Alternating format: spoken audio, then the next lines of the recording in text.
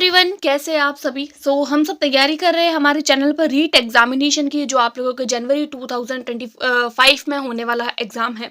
और रीट साइंस की हम लोग तैयारी कर रहे हैं और हमारा ये जो टॉपिक है वो डाइजेस्टिव सिस्टम, जिसके पीवाईक्यू हम लोग डिस्कस कर रहे हैं। इससे पहले मैं आप लोगों के साथ में रीट साइंस की 5 क्लासेस डिस्कस कर चुकी हूँ। आज की हमारी ये क्लास 6th है। मैं आप लोगों के साथ में पहले अपने हैंड रिटन नोट्स के साथ में टॉपिक डिस्कस करती हूँ, देन मैं उसके साथ में उसके पीवाईक्यू डिस्कस करती हूँ, ताकि आप लोगों का वो जो टॉपिक है वो कंप्लीट जो है वो आप लोगों को समझ आए और आपको पता चले कि आप लोगों के कितने क्वेश्चंस सही हो रहे हैं और वो टॉपिक से रिगार्डिंग आप लोगों को कितनी चीज़ें पढ़नी है। देखिए, इससे पहले की जो क्लासेस है वो मैंने खुद ने ही मेरे खुद के हैंड रिटन नोट्स के साथ में आप लोगों के साथ में शेयर करी है। और अभी भी मैं आप लोगों के साथ में जो जो प्रीवियस ईयर है, यानी डाइजेस्टिव सिस्टम से रिलेटेड जितने भी प्रीवियस ईयर क्वेश्चन है, जैसे आप लोग यहाँ पर देखिए, ये रीट 2015 में पूछा गया है। इसके अलावा जितने भी क्वेश्चन है वो रीट और भी एग्जामिनेशन में पूछे गए सवाल है। और अगर कोई भी क्वेश्चन है, जैसे ये एग्जाम सीटेट में पूछा गया है, तो अगर किसी क्वेश्चन में मुझे लगा है तो मैंने उसका साथ में एक्सप्लेनेशन भी दिया है, ताकि आप लोगों को वो क्वेश्चन समझने में बहुत आसानी हो। तो स्टार्ट करते हैं बिना किसी देरी के वीडियो को। और इस कंप्लीट पीडीएफ के लिए आप मेरे टेलीग्राम ग्रुप को ज्वाइन कर सकते हैं, जिसका लिंक मैंने इसी वीडियो के डिस्क्रिप्शन बॉक्स में दे रखा है। स्टार्ट करते हैं बिना किसी देरी के वीडियो को। सबसे पहला नंबर सवाल है हमारे यहाँ पर, जठर रस में होते हैं, यानी जठर रस में कौन से एंजाइम होते हैं। सबसे पहला आता है pepsin, rennin, pepsin lipase, rennin lipase और ट्रिप्सिन और पेप्सिन। देखिए, जठर रस की बात हो रही है और ये क्वेश्चन रीट 2015 में पूछा गया क्वेश्चन है, जो आप लोगों के पाचन तंत्र से रिलेटेड है। देखिए, ये जो लाइपेज होता है वो वसा का पाचन करता है, जठर रस में नहीं होता है। यहाँ पर अगेन से आप लोगों के लाइपेज आ जाता है। पेप्सिन जो होता है वो आप लोगों के जठर रस में होता है, लेकिन ट्रिप्सिन जो होता है वो आप लोगों के जठर रस में नहीं होता है। तो यहाँ पर आप लोग देख लीजिए, जठर रस में कौन सा हो गया, तो पेप्सिन और रेनिन। ये क्वेश्चन मैंने आप लोगों के, ये क्वेश्चन जो है, ये टॉपिक जो है वो मैंने आप लोगों को अपने जो नोट्स है उसमें कंप्लीट इसी तरीके से मैंने आप लोगों को कराया है। अगर आप लोगों ने नोट्स को पढ़ा है तो आप यहाँ आए हुए सारे क्वेश्चंस को आसानी से कर सकते हैं। ये देखिए, मानव के आहार नाल के विभिन्न भागों का सही क्रम में चयन करना है, यानी पहले कौन सा अंग आता है, बाद में कौन सा अंग आता है। मुख, ग्रसिका, आमाशय, छोटी आंत, क्षुद्रांत्र यानी छोटी आंत। मुख, आमाशय, ग्रसिका, क्षुद्रांत्र और वृहदांत्र। मुख, ग्रसिका, आमाशय, वृहदांत्र और क्षुद्रांत्र। मुख, आमाशय, ग्रसिका, वृहदांत्र, क्षुद्रांत्र। देखिए, ये जो पॉइंट है, ये इसका जो एक क्रम, ये भी मैंने अपने नोट्स, जिसमें मैंने कंप्लीट जो है वो नोट लगा के और इम्पॉर्टेंट लगा के मैंने आप लोगों को बताया था कि ये जो है वो क्वेश्चन प्रीवियस ईयर है और इस तरीके के क्वेश्चंस बनते हैं और ये सीटेट में आया हुआ सवाल है। तो देखिए, सबसे पहले क्या आता है, मुख आता है, तो मुख तो चारों में ही है। उसके बाद में देखिए, मुख के बाद में क्या आता है, ग्रसिका, तो इसमें आमाशय है, ये हट जाएगा। उसके बाद में ग्रसिका और ग्रसिका, यानी फर्स्ट और थर्ड हो सकता है, ग्रसिका ग्रसिका। उसके बाद में आता है आमाशय आमाशय, ठीक है, ये बात। तो उसके बाद में आता है यहाँ पर क्षुद्रांत्र और यहाँ पर आ रहा है वृहदांत्र। देखिए, यहाँ पर वृहदांत्र इन लोगों को देना चाहिए था, लेकिन इन्होंने दिया नहीं है। तो यहाँ पर आप लोग जो देखिए, यहाँ पर वृहदांत्र आ रहा है, फिर क्षुद्रांत्र आ रहा है, बल्कि हमको तो पता है कि पहले क्षुद्रांत्र आता है फिर वृहदांत्र आता है। तो यहाँ पर चार ऑप्शन को देखकर आप डायरेक्ट इसको कट मत करिएगा, या फिर लास्ट से कई बार कैंडिडेट होते हैं कि पीछे से देखते हैं, पीछे से वृहदांत्र है मतलब ये सही होगा, नहीं, ऐसा नहीं होता है। आप लोगों को कंप्लीट क्वेश्चन देखना है, क्योंकि ऐसे ही तो कैंडिडेट को भ्रमित किया जाता है क्वेश्चंस को देखकर। तो यहाँ पर हमारा राइट आंसर हो जाएगा मुख, ग्रसिका, आमाशय और क्षुद्रांत्र। नेक्स्ट क्वेश्चन है, निम्नलिखित में से मानव पाचन तंत्र के संयोजन का वह कौन सा समुच्चय है जो कोई पाचन कार्य नहीं करता है, यानी कि कोई किसी भी तरीके का पाचन का कार्य कौन सा ऐसा अंग है जिसमें नहीं होता है। मुख, गुहिका, वृहदांत्र और मलाशय।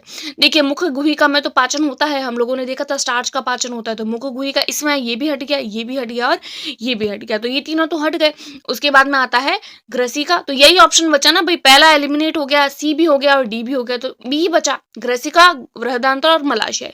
अब हम लोग देख लेते हैं इन तीनों के काम क्या है। देखिए, ग्रसिका क्या करती है, ग्रसिका क्रमाकुंचन का काम करती है। हमारी बॉडी मुंह में जैसे ही हम लोग भोजन को लेते हैं तो भोजन को निगलने में सहायता करती है, पाचन नहीं करती है। बड़ी आंत क्या करती है, बड़ी आंत जो होती है वो जो भी अपशिष्ट पदार्थ होते हैं उसमें से अगर कोई भी अच्छे पदार्थ, जो गुड इंग्रेडिएंट्स होते हैं हमारी बॉडी के, अगर जो है वो वेस्ट प्रोडक्ट के साथ में चले गए हैं, तो उसको अवशोषित करने का काम करती है बड़ी आंत, यानी पदार्थों का अवशोषण करती है। और मलाशय, तो मलाशय क्या काम करता है, वो तो वेस्ट प्रोडक्ट को इकट्ठा करता है और बाद में जो है वो शरीर से बाहर निकालने का काम करता है। तो ये तीनों अंग ऐसे हैं जो आप लोगों के पाचन का कार्य नहीं कर रहे हैं, और ये पॉइंट भी मेरी ही नोट्स में से आया हुआ है। नेक्स्ट देखते हैं हम लोग क्वेश्चन, निम्नलिखित अनुच्छेद को पढ़ना है और उस विकल्प को चुनना है जो दिए गए क्रम में सही प्रकार से रिक्त स्थानों की पूर्ति करता है। एक मोटी भित्ति की थैली जिसका आकार जे के आकार का होता है। भाई जे आकार की मोटी भित्ति की थैली है, यह आहार नाल का सबसे चौड़ा भाग है। ठीक है, तो यहाँ पर आप लोगों को बताना है मोटी भित्ति की थैली है जिसका जे आकार का जिसका आकार जे है और जो आहार नाल का सबसे चौड़ा भाग है। तो यहाँ पर आप लोग देख लीजिए, तो ये कौन सा मैंने बताया था जब मैंने नोट्स में आप लोगों को पढ़ाया था, समझाया था, तो मैंने बताया था जे आकार किसका होता है, तो जे आकार आमाशय का होता है। टू द पॉइंट मैंने बताया था। तो देखिए यहाँ पर आप लोगों के आमाशय नहीं है, ये हट गया। यहाँ पर आप लोगों के आमाशय नहीं है, तो ये हट गया। अब आप लोग देखिए यहाँ पर आमाशय है, लेकिन हम लोगों को फर्स्ट नंबर पे आमाशय पूछा है, तो ये भी हट गया ऑप्शन। ठीक है, उसके बाद में आप लोग देखिए, यह आहार नाल का सबसे चौड़ा भाग है। यह डैश से एक सिरे पर भोजन प्राप्त करता है और दूसरे सिरे में खुलता है। भाई आमाशय जो होता है वो भोजन नली से भोजन को प्राप्त करता है और छोटी हाथ में खुलता है। बात तो ठीक है। फिर आता है वह डैश स्त्रावित करता है जो कोई जीवाणुओं को मार देते हैं। तो आमाशय किसका स्त्राव करता है, जो जीवाणुओं को मारते हैं, तो वो हाइड्रोक्लोरिक अम्ल का स्त्राव करता है। तो यहाँ पर हमारा राइट आंसर हो जाएगा बी। और ये क्वेश्चन है वो सीटेट में पूछा गया है। सीटेट में पूछा गया है 2023 शिफ्ट सेकंड में। अब देखिए इसका एक्सप्लेनेशन भी मैं आप लोगों के साथ में शेयर कर रही हूँ। आमाशय एक मोटी भित्ति की थैली होती है, इसका आकार चपटा होता है, आहार नाल का सबसे चौड़ा भाग है, भोजन नली के एक सिरे से भोजन को प्राप्त करता है और दूसरे सिरे में ये छोटी हाथ में जाकर खुल जाता है और यह क्या करता है, हाइड्रोक्लोरिक अम्ल को स्रावित करता है जो कई जीवाणुओं को मार देता है। अगला क्वेश्चन देखते हैं, 5th नंबर क्वेश्चन जो आप लोगों के अगेन से सीटेट में पूछा गया सवाल है। निम्नलिखित कथनों को ध्यानपूर्वक पढ़िए और सही विकल्प का चयन कीजिए। अभिकथन है और रीजन है, यानी एजर्शन एंड रीजन दिया गया है। मांसाहारियों की तुलना में शाकाहारी जीवों की छोटी आंत काफी जो होती है वो लंबी होती है। भाई मांसाहारियों की तुलना में शाकाहारी जीवों की छोटी आंत काफी लंबी होती है। भाई हम लोगों की जो छोटी आंत होती है वो लंबी होती है, मांसाहारियों की तुलना में शाकाहारी जीवों की छोटी आंत लंबी होती है, यानी जो शाकाहारी होते हैं उनकी लंबी होती है। और इसका रीजन क्या दिया हुआ है, भाई ये बात तो ठीक है कि भाई जो शाकाहारी होती है उनकी छोटी आंत लंबी होती है, ये बात तो ठीक है। अब आता है मांस की अपेक्षा सेलुलोज को पचाना अधिक कठिन होता है। भाई ये भी बात ठीक है कि मांस की अपेक्षा सेलुलोज को पचाना, सेलुलोज किसमें होता है, जो सेलुलोज खाने वाले जो जीव होते हैं, यानी कि जो घास फूस होती है उसके अंदर सेलुलोज होता है। तो सेलुलोज की अपेक्षा मांस की अपेक्षा सेलुलोज को पचाना अधिक कठिन होता है। भाई पचाने के लिए जगह भी तो चाहिए, इसलिए छोटी आंत बड़ी होती है। तो ये इसका रीजन एकदम ठीक दिया है। तो ए और आर दोनों बात ठीक है और ए की आर जो है वो सही व्याख्या करता है और ये भी मैंने अपने नोट्स में करवाया है। ये जो क्वेश्चन है वो आप लोगों के 2023 शिफ्ट सेकंड में ही पूछा गया सवाल है। एक्सप्लेनेशन देख लेते हैं। मांसाहारियों की तुलना में शाकाहारी जीवों की छोटी आंत काफी लंबी होती है क्योंकि मांस की अपेक्षा सेलुलोज को पचाना अधिक कठिन होता है। तो ए और आर दोनों सत्य हो जाएंगे और ए जो है वो आर, ए की आर सही व्याख्या भी करता है। आगे देखते हैं, निम्नलिखित अनुच्छेद को पढ़ना है और उस विकल्प का चयन करना है जो रिक्त स्थानों को दिए गए सही क्रम में भरते हैं। एक रक्ताभ भूरे रंग की ग्रंथि है। देखिए ये जो सवाल है वो कुछ इस तरीके से दिया गया है। आप लोगों से अभी हम लोगों ने देखा था ना आमाशय वाला और डैश डैश करके दे, तो उसी तरीके का सवाल है। यानी कि एक भूरे रंग की ग्रंथि है। भूरे रंग की ग्रंथि कौन सी होती है आप लोगों को भी पता है, आप लोग गैस करते रहिए, बाद में हम देखते हैं। उदर के ऊपरी भाग में और दाईं ओर स्थित होती है। ये मेरे नोट से आया हुआ ही सवाल है। भूरे रंग की ग्रंथि कौन सी, यकृत। उदर यानी पेट के ऊपर के दाईं ओर स्थित होती है, ये यकृत। शरीर की सबसे बड़ी ग्रंथि होती है, यकृत हो जाती है। उसके बाद में आता है, देखिए यहाँ पर क्या बोल रहे हैं, यह भंडारण स्त्रावित करती है जिसका में होता है और तथा यह महत्वपूर्ण भूमिका निभाती है के पाचन में। देखिए यहाँ पर क्या बोला है, हमारे जो पेट के ऊपर की तरफ होती है, पेट के ऊपर की तरफ होती है तो कौन सी होती है, यकृत होती है। तो यकृत इसमें भी है, इसमें भी है। फिर क्या बोला है, ये भंडारण स्त्रावित करती है, यानी कोई भी चीज का ये भंडारण करती है। तो किसका भंडारण करती है, पित्त का भंडारण करती है यकृत। ये भी मैंने आप लोगों को बताया था। जिसका में होता है, यानी यहाँ डैश आएगा, डैश जिसका में होता है यह महत्वपूर्ण भूमिका निभाती है, यानी कि क्या करती है, ये भंडारण जो है वो पित्त का स्त्रावण करती है और यह भंडारण करने में कौन हेल्प करता है, तो पित्ताशय भंडारण कर लेता है। उसके बाद में के पाचन, यानी किसके पाचन में सहायता करती है, यकृत। प्रोटीन के या वसा में, तो देखिए जो यकृत होता है वो वसा के पाचन में सहायता करता है। तो यहाँ पर हमारा राइट आंसर हो जाएगा B will be right answer. ये क्वेश्चन भी आप लोगों के सीटेट 2023 सेकंड शिफ्ट में पूछा गया सवाल है। एक्सप्लेनेशन देख लेते हैं हम लोग कि यकृत क्या होती है। रक्ताभ होती है, यानी कि लाल रंग की भूरे रंग की होती है। ग्रंथि होती है जो उदर के ऊपरी भाग में दाईं ओर यानी कि राइट साइड में होती है। शरीर की सबसे बड़ी ग्रंथि है। पित्त का स्राव करती है। भंडारण पित्ताशय में होता है। वसा के पाचन में महत्वपूर्ण भूमिका निभाती है। यह रिक्त स्थानों में शब्दों का सही क्रम कुछ इस तरीके से आ जाएगा। आप लोग देख सकते हैं, पहले यकृत आएगा, फिर पित्त आएगा, फिर पित्ताशय आएगा और उसके बाद में वसा आएगा। राइट, तो इस तरीके से हम लोगों ने इस क्वेश्चन को भी डील कर लिया आसानी से। इजी क्वेश्चन है, ज्यादा कोई टफ क्वेश्चन है नहीं। नेक्स्ट देख लेते हैं 7th नंबर क्वेश्चन। आहार नाल का वह कौन सा भाग है जो यकृत से पित्त रस ग्रहण करके पित्ताशय में संग्रहित करने का काम करता है। जो पित्त रस यानी यकृत से पित्त का ग्रहण करता है और फिर पित्ताशय में संग्रहित कर लेता है। आमाशय, ग्रसिका, क्षुद्रांत्र या फिर अग्नाशय। जब मैंने पाचन तंत्र पढ़ाया था तो मैंने आप लोगों को स्पष्ट ये बात बोली है कि छोटी आंत जो होती है वो यकृत और अग्नाशय से आने वाले जो भी रस होते हैं उनको ग्रहण करने का काम करता है। तो यकृत से पित्त रस को ग्रहण करने का काम कौन करता है? तो छोटी आंत। ये मैंने बताया था। तो यहाँ पर 7th का हो जाएगा C will be right answer. Next question हम लोग देख लेते हैं। सीटेट में पूछा गया सवाल है ये क्वेश्चन और ये इंपॉर्टेंट भी है। मानव शरीर में क्षुद्रांत्र और वृहदांत्र की लंबाइयों का अनुपात। देखिए, क्षुद्रांत्र यानी कि छोटी आंत, क्षुद्रांत्र यानी कि छोटी आंत और वृहदांत्र यानी कि बड़ी आंत। छोटी आंत की लंबाई कितनी है? 7.5। वृहदांत्र की लंबाई कितनी होती है? 1.5। तो यहाँ पर आप लोग देखिए, क्षुद्रांत्र अब यहाँ पे पॉइंट से पॉइंट कट जाता है और 15 के पहाड़े में 75 कितनी बार आता है? 5। तो इसका रेशियो क्या बन जाएगा? 5:1। क्षुद्रांत्र जो होती है वो बड़ी होती है और वृहदांत्र अपेक्षाकृत छोटी होती है। तो हमारा रेशियो क्या आ गया? 5:1, जो ऑप्शन आप लोगों के बी में है। 1:5 आप लोगों को नहीं लगाना है, 5:1 ही लगाना है। तो यहाँ पर 8th का हो जाएगा B will be right answer. Next हम लोग क्वेश्चन देखते हैं।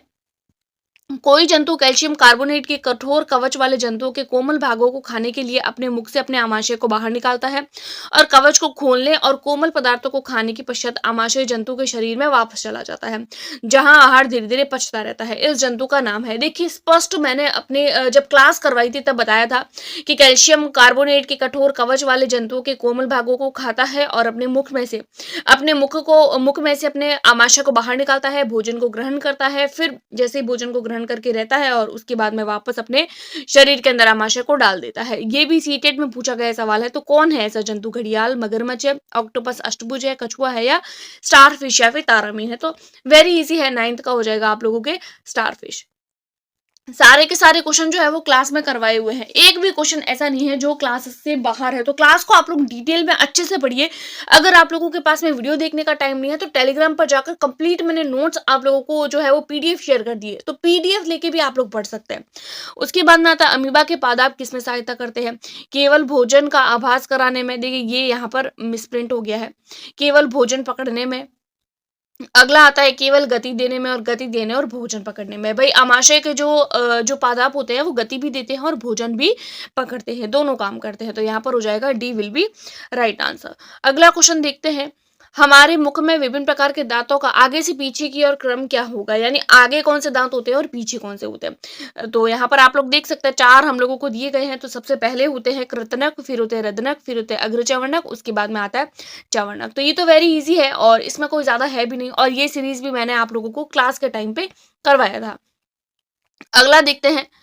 निम्नलिखित में से ऐसा कोई एंजाइम नहीं है जिसमें कोई भी एंजाइम नहीं होता है, यानी कि ऐसा इन चारों में ऐसा कौन है जिसमें कोई भी एंजाइम नहीं होता है? पित्तरस, अग्नाशय रस, आमाशय रस या लसीका रस। तो देखिए, ऐसा कौन है जिसमें कोई एंजाइम नहीं होता है? तो वो होता है पित्तरस। उसके अलावा आमाशय रस में भी एंजाइम होते हैं, आमाशय रस में भी होते हैं, अग्नाशय में भी होते हैं और लसीका में भी होते हैं। और ये जो सवाल है वो आप लोगों के 2022 सीटेट में पूछा गया सवाल है। तो इसका राइट आंसर हो जाएगा A will be right answer. पित्तरस में कोई एंजाइम नहीं होते हैं, जिसका हम लोग एक्सप्लेनेशन देख लेते हैं। पित्तरस में कोई एंजाइम नहीं होते हैं। पित्तरस वसा के पाचन में महत्वपूर्ण भूमिका निभाता है और अन्य सभी में एंजाइम होते हैं। अग्नाशयी रस में ट्रिप्सिन होता है, एमाइलेज होता है, लाइपेज होता है। उसके बाद में हम लोग देख लेते हैं आमाशय में पेप्सिन, रेनिन और लाइपेज। और लसिका वह कोशिका जब पोषक तत्व, गैसों, हार्मोन्स, एंजाइम आदि को पहुंचाने का कार्य करती है। पित्त रस में किसी भी तरीके का कोई एंजाइम नहीं होता है। नेक्स्ट क्वेश्चन हम लोग देखेंगे 13 नंबर। यदि किसी व्यक्ति की लार एमाइलेज की हीनता हो जाती है तो उस व्यक्ति की मुख गुहा में बाधित होने वाली क्रिया निम्नलिखित में से कौन सी होगी? भाई, लार एमाइलेज की हीनता हो गई, यानी कि लार के अंदर क्या हो गया है? लार एमाइलेज की कमी हो गई है। तो लार का काम क्या करता है, लार क्या काम करता है, मुंह में स्टार्च को शर्करा में परिवर्तित करने का काम करता है। अब लार में क्या हो गई, एंजाइम की कमी हो गई, तो अब क्या होगा, उस व्यक्ति के शरीर में क्या होगा, वसा का वसा अम्लों में परिवर्तन नहीं होगा, प्रोटीन का अमीनो अम्लों में परिवर्तन नहीं होगा, स्टार्च का शर्करा में परिवर्तन नहीं होगा, या विटामिनों का अवशोषण, इन चारों में से कौन सा एक काम है, रुक जाएगा। तो देखिए लार क्या करती है, स्टार्च को शर्करा में परिवर्तित करने का काम करती है। अब लार है नहीं तो क्या होगा, स्टार्च का शर्करा में परिवर्तन नहीं होगा। तो यहाँ पर हमारा राइट आंसर हो जाएगा C will be right answer. Explanation देख लेते हैं हम लोग इसका। एमाइलेज मानव लार में उपस्थित एक एंजाइम होता है जो लार ग्रंथियों द्वारा उत्पादित होता है। यह पाचन की प्रक्रिया में मदद करता है क्योंकि यह एंजाइम स्टार्च यानी कि जो जटिल कार्बोहाइड्रेट होते हैं उसको ग्लूकोज या माल्टोज जैसे सरल शर्करा में तोड़ने का काम करते हैं। अतः लार में एमाइलेज की हीनता होती है और मुख्य गुहा में बाधित होने की क्रिया स्टार्च की शर्कराओं में परिवर्तन ही होता है। अगला क्वेश्चन हम लोग देखते हैं।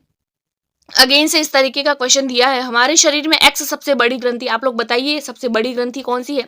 यहाँ पर आप लोग देख लीजिए, देखिए यहाँ पर अग्नाशय दिया है तो ये तो हट जाएगा पहला, और आप लोगों के बी और डी ये तीनों तो हट जाएंगे। 14 नंबर क्वेश्चन कर रहे हैं ना, हाँ 14 नंबर। एक्स सबसे बड़ी ग्रंथि तो कौन सी हो जाएगी, यकृत। यह वाय का स्त्राव करती है, तो किसका स्त्राव करती है, जो पित्तरस का स्त्राव करती है। और दो में जो है वो भंडारित होती है, जो यहाँ पर दो नहीं है, यहाँ पर जेड है, जेड में भंडारित होती है, ये दो नहीं आएगा, यहाँ पर जेड आएगा। तो मानव शरीर की सबसे बड़ी ग्रंथि कौन सी, यकृत। किसका स्त्राव करती है, पित्तरस का। और वो किस में संग्रहित होता है, तो वो पित्ताशय में होता है, तो ये अग्नाशय वाला ऑप्शन तो नहीं होगा। तो यहाँ पर आप लोग देख लीजिए, यकृत आ गया, पित्तरस आ गया, पित्ताशय हो गया, तो यहाँ पर हमारा हो जाएगा 14 का सी विल बी राइट आंसर। ये क्वेश्चन भी सीटेट में पूछा गया सवाल है, इसका एक्सप्लेनेशन देख लेते हैं। हमारे शरीर में यकृत सबसे बड़ी ग्रंथि होती है, यह पित्तरस का स्त्राव करती है, पित्ताशय में भंडारित होती है। यकृत हरे लाल भूरे रंग की होती है जो उदर के ऊपरी भाग में दाहिनी ओर अवस्थित होती है। देखिए ये पॉइंट अभी जो हम लोगों ने देखा है और इससे रिलेटेड भी क्वेश्चन बना है, तो आप लोग देख सकते हैं एक्सप्लेनेशन भी कितना इंपॉर्टेंट है। शरीर की सबसे बड़ी ग्रंथि है, यकृत पित्तरस स्त्रावित करती है जो एक थैली में संग्रहित होता है और उसे पित्ताशय कहते हैं। पित्तरस क्या करता है, वसा के पाचन में महत्वपूर्ण भूमिका निभाता है। तो वसा के पाचन में कौन हेल्पफुल है, तो वो है पित्तरस। एक्स वाई जेड कौन से हो जाएंगे, तो यकृत, पित्तरस और पित्ताशय। अगला क्वेश्चन हम लोग देख लेते हैं 15 नंबर क्वेश्चन। 15 नंबर क्वेश्चन में बोला है कि शुद्रांत बहुत जो होती है वो कुंडलित नली होती है। भाई बात तो बिल्कुल ठीक है, शुद्रांत अत्यधिक कुंडलित नली होती है जिसकी लंबाई वृहदांत्र से कम होती है। भाई ये बात गलत हो जाती है, भाई जो शुद्रांत्र होती है वो छोटी आंत से बड़ी होती है, तो पहला ऑप्शन कट हो गया। उसके बाद में देखते हैं, आप लोग देखिए यहाँ पर ऑप्शन से सही कथन चूज करना है। फर्स्ट ऑप्शन तो हमारे गलत है, तो फर्स्ट इसमें है, ये गलत हो जाएगा। फर्स्ट आप लोगों के इसमें भी दिया है, ये भी गलत हो जाएगा और ये भी गलत हो जाएगा। तो इस तरीके से आप लोग आंसर्स को एलिमिनेट भी कर सकते हैं। अब देखिए यहाँ पर आगे क्या बोला है, शुद्रांत्र यकृत और अग्नाशय से स्राव को प्राप्त करती है। भाई ये बात तो बिल्कुल ठीक है कि शुद्रांत्र जो होती है वो यकृत और अग्नाशय से स्राव को प्राप्त करती है। सेकंड ऑप्शन राइट हो जाएगा। यकृत शरीर की सबसे बड़ी ग्रंथि होती है जो पित्त रस स्रावित करती है, ये बात भी बिल्कुल ठीक है। अग्नाशयी रस वसाओं पर क्रिया करके इन्हें सरल रूप में परिवर्तित कर देता है, ये बात बिल्कुल गलत है। तो यहाँ पर आप लोगों के सेकंड और थर्ड ऑप्शन राइट हो जाएगा। तो यहाँ पर हो जाएगा आप लोगों के B will be right answer. ये जो क्वेश्चन है वो आप लोगों की सीटेट 2022 में पूछा गया है। देख लेते हैं इसका एक्सप्लेनेशन। पाचन से संबंधित निम्नलिखित में से कौन कौन सी बातें सही है। शुद्रांत्र यकृत और अग्नाशय से स्राव को प्राप्त करती है, बात बिल्कुल ठीक है। यकृत शरीर की सबसे बड़ी ग्रंथि होती है, पित्त से स्रावित करती है। शुद्रांत्र स्मॉल इंटेस्टाइन अत्यधिक कुंडलित होती है जिसकी लंबाई 7.5। वृहदांत्र जिसको लार्ज इंटेस्टाइन भी बोलते हैं जिसकी लंबाई 1.5 मीटर से अधिक होती है। और ये क्वेश्चंस, इसके रिगार्डिंग क्वेश्चंस अभी हम लोगों ने देखा है और जो आया हुआ सवाल है, ठीक है। आगे हम लोग देख लेते हैं 16 नंबर। आमाशय से पाचक रसों को स्रावित करने के लिए उत्तेजित करने वाला हार्मोन। देखिए ये जो है, ये मैंने एक एक्स्ट्रा क्वेश्चन लिया है कि आमाशय में पाचक रसों को स्त्रावित, देखिए स्त्रावित करके उत्तेजित। अब आप लोग यहाँ पर अगर आप लोगों को ना भी आ रहा हो ना तो भी आप लोग देख सकते हैं क्या बोला है, स्त्रावित। स्त्रावित करने को इंग्लिश में क्या बोलते हैं, सिक्रेट करना। तो देख लीजिए सिक्रेट करना कहाँ है, पेप्सिन, रेनिन, ट्रिप्सिन या सिक्रेटिन। तो सिक्रेट से हो जाएगा सिक्रेटिन। तो यहाँ पर हो जाएगा आप लोगों का 16 का D will be right answer. Next question है, आमाशय से निकलने वाला एंजाइमों की क्रियाशील कौन करता है। आमाशय से निकलने वाले एंजाइमों को क्रियाशील कौन करता है, HCl करता है, H2SO4 करता है, NaCl करता है या फिर O3 करता है। तो देखिए ये तो बहुत आसान है कि आमाशय से निकलने वाले एंजाइमों को HCl ही जो है वो एक्टिव कर सकता है। तो यहाँ पर 17 का हो जाएगा, A will be right answer. Next question देखेंगे 18 नंबर, भोजन का सर्वाधिक पाचन पाचन तंत्र के किस भाग में होता है? वेरी इजी क्वेश्चन, आमाशय में, छोटी आंत में, बड़ी आंत में या अग्नाशय में? तो ये जो क्वेश्चन है ये आप लोगों का होमवर्क क्वेश्चन है और इसका आप लोग मुझे कमेंट करके बताएंगे कि भोजन का सर्वाधिक पाचन कहाँ होता है। अगला क्वेश्चन हम लोग देख लेते हैं, मानव की आहार नाल के जिस भाग में वसा का पूर्ण रूप से पाचन होता है। भाई वसा का पूर्ण रूप से पाचन कहाँ होता है ये मैंने आप लोगों को क्लास के दौरान बताया था, बृहदांत्र में, क्षुद्रांत्र में, मुख में या फिर आमाशय में। तो वसा का सर्वाधिक पाचन कहाँ होता है? तो वसा का सर्वाधिक पाचन जो होता है वो छोटी आंत में होता है। तो यहाँ पर आप लोगों का हो जाएगा B will be right answer. ये सीटेट 2021 में पूछा गया सवाल है जिसका एक्सप्लेनेशन हम लोग देख लेते हैं। क्वेश्चन एक्सप्लेनेशन है, मानव के आहार नाल के क्षुद्रांत्र यानी कि स्मॉल इंटेस्टाइन में वसा का पूर्ण रूप से पाचन होता है, क्योंकि यह पित्ताशय की थैली के माध्यम से यकृत से पित्त प्राप्त करता है और वसा के पाचन के लिए भी जिम्मेदार होता है। देखिए क्या बोला है कि आहार नाल के जो छोटी आंत होती है उसमें वसा का पूर्ण रूप से पाचन होता है, पित्ताशय की थैली के माध्यम से यह यकृत से पित्त प्राप्त करता है जो वसा के पाचन में सहायता करता है। तो वसा के पाचन में कौन सहायता है करता है? छोटी आंत करती है, जो पित्ताशय से आया हुआ जो पित्त होता है, जो यकृत से आया हुआ पित्त होता है उसको पित्ताशय में इकट्ठा करने का काम करता है। यह मंड जैसे कार्बोहाइड्रेट का पाचन भी मुख से ही प्रारंभ होता है और प्रोटीन का पाचन आमाशय में होता है। तो आप लोग देख लीजिए, मंड जैसे कार्बोहाइड्रेट का पाचन कहाँ होता है? तो वो मुख में होता है, प्रोटीन का पाचन आमाशय में होता है। तो एक ही क्वेश्चन के एक्सप्लेनेशन के साथ में आप लोगों के दो दो तीन तीन क्वेश्चन डिस्कस हो रहे हैं। अगला हम लोग देखते हैं 20 क्वेश्चन, अभी कथन दिया है और आगे आप लोगों को एजर्शन दिया है। इजी क्वेश्चन है, ये भी कोई ज्यादा टफ क्वेश्चन नहीं है। एजर्शन एंड रीजन है। एजर्शन है, पित्त की थैली निकालने के बाद में अस्मिता उनको अपने भोजन में चिकनाई, घी, तेल कम करने की सलाह दी जाती है। यानी उसके जो अस्मिता है उसके शरीर में से जो है वो किसको निकाल दिया गया है? तो वो निकाल दिया गया है पित्ताशय को। पित्ताशय को निकाल दिया है और पित्त की थैली को निकाल दिया गया है और अब बोला है कि आप लोगों को चिकनाई, घी, तेल वाले नहीं खाने हैं। अब घी तेल अगर खाएगी तो उसके शरीर में क्या होगी? वसा होगी। वसा होगी और वसा होने के कारण क्या होगा? और वसा आएगी तो उसका पाचन करने के लिए तो पित्ताशय में जो भी स्रावित रस होते हैं वो तो है ही नहीं। तो पहला जो है वो तो बात ठीक हो जाएगी आप लोगों के, पहला जो है वो कथन जो है वो सही हो जाएगा। दूसरा आता है, अधिक मात्रा में आमाशय जूस के स्राव के कारण जो है वो अम्लता हो जाती है। बात तो ठीक है कि अधिक मात्रा में आमाशय रस जो है वो आमाशय रस के जूस के स्राव के कारण अम्लता हो जाती है। आमाशय जूस यानी कि HCl की अधिक मात्रा होगी तो क्या होगी? अम्लता होगी। बात ये भी ठीक है भाई, ए भी ठीक है और बी भी ठीक है, लेकिन जो आर है ना वो ए से रिलेटेड नहीं है, क्योंकि यहाँ पर आमाशय की बात हो रही है और वहां पे बात हो रही है पित्ताशय की। तो ये दोनों ऑप्शंस ठीक है, दोनों सही है, लेकिन वो उसकी व्याख्या नहीं कर रहा है। तो ए और आर दोनों सही है, लेकिन ए का सही स्पष्टीकरण आर जो है वो नहीं करता है। तो ये कुछ इस क्वेश्चन का हो जाएगा आप लोगों के सी विल बी राइट आंसर। ये क्वेश्चन आप लोगों के 27 दिसंबर 2021 में जो सीटेट का पेपर हुआ था उसमें पूछा गया है। इसका एक्सप्लेनेशन देख लेते हैं हम लोग। पित्त की थैली की पाचन में महत्वपूर्ण भूमिका होती है। यह यकृत से आने वाले पित्त यानी कि पाचक रसों को इकट्ठा करती है, लेकिन ऑपरेशन द्वारा पित्ताशय निकालने के बाद में यकृत से निकलने वाला पित्त सीधे क्या करता है? छोटी आंत में चला जाता है। यानी कि किस में आना चाहिए? यकृत से निकालने वाला जो भी स्राव होता है वो पित्ताशय में आना चाहिए। अब पित्ताशय तो निकाल दिया तो किस में आएगा? अब छोटी आंत में आएगा। इससे यकृत व उसके बीच की प्रक्रिया में कुछ समय के लिए दिक्कत आती है, जिसके कारण अधिक वसायुक्त आहार का पाचन कठिनाई से होता है। अतः अस्मिता को अत्यधिक वसा व चिकनाई वाले भोजन कम करने की सलाह दी है। तो यहाँ पर कारण अधिक मात्रा में आमाशय जूस के स्राव के कारण अम्लता हो जाती है। अतः अभिकथन ए और कारण ए आर दोनों सही है, लेकिन ए की सही व्याख्या आर नहीं करता है। तो इस तरीके से हम लोगों ने टोटल 20 क्वेश्चन किए। और चैनल पर पहली बार आए तो प्लीज वीडियो को लाइक करके चैनल को सब्सक्राइब कर लीजिए। और मैं खुद भी रीट जो पात्रता परीक्षा 2022 में हुई थी उसमें पेपर 2 साइंस मैथ्स मैंने खुद ने भी क्वालिफाई किया है। इसकी पीडीएफ को प्राप्त करने के लिए आप मेरे टेलीग्राम ग्रुप को ज्वाइन कर सकते हैं। वहां पर मैं इसकी कंप्लीट पीडीएफ और अपने नोट्स मैं आप लोगों के साथ में क्लास वाइज शेयर कर रही हूँ। आज की वीडियो में इतना ही, मिलते हैं नेक्स्ट वीडियो में, तब तक के लिए टेक केयर, गुड बाय।